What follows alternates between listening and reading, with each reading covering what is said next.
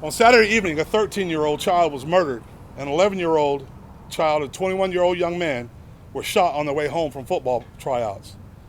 As we prepare for the holidays, a family in our community is preparing to bury their child, a needless, senseless victim of gun violence that plagues our community. While this family has suffered unimaginable loss, our entire community grieves with them. Today I stand before you with our community and faith leaders to share that this grief has not broken our community. To the contrary, this grief has emboldened us and hardened our resolve. Jacksonville will not, and I repeat, will not tolerate violence for one more day.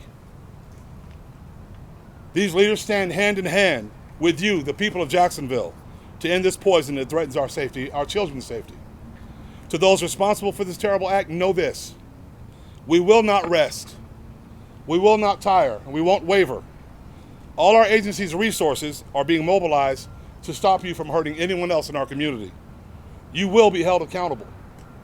To the community that we serve, we reject the subculture that glorifies violence. It will not be tolerated under any circumstances. When a family in our community loses a child to some ridiculous, senseless violence, we all lose a precious life, a future, and the possibility of a child who could have someday become anything you can imagine. We all have the right to thrive in peace and security and safety. In conjunction with these community and faith leaders, I ask all of you to partner with us to end this cycle of violence. The loss of one life is one life too many. Jacksonville is not defined by this violence. It is defined by the community that, in memory of this beloved child, will not be silent and will not rest until justice is served.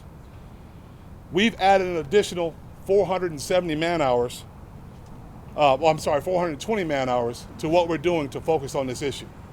And we're going to use all of our technology, all of our resources that we have to be able to do this. Our state attorney and our partner, Melissa Nelson, is going to dedicate 2 additional attorneys to focus on these issues and these young men in our community that are committing this violence. As a father, I cannot express the level of grief and anger. The unthinkable happened. The senseless loss of a 13-year-old child and the permanent scars that will remain on the other children that were in the car. The tremendous grief affecting the families right now in our community. As a leader, I'm furious. I've seen this violence plague our town for too long. I've spoken with mothers and fathers who've had to do the unimaginable, the unthinkable, and bury their children. I've seen how violence rips apart our neighborhoods and divides our community, and I stand with our sheriff when he says enough is enough. We cannot let our anger fade. The tragedy is but another reason that we must continue to invest in our first responders and law enforcement and public safety. Criminals cannot be allowed to get away with these acts.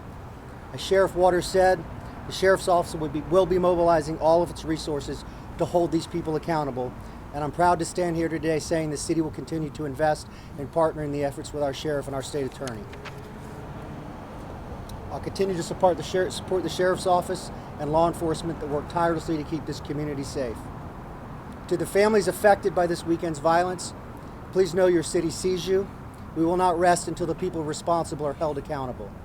And as we enter this holiday season, you remain in the entire city's hearts and prayers. We cannot replace the enormous loss you've experienced, but we'll continue to work to ensure that Jacksonville is a safe place to call home.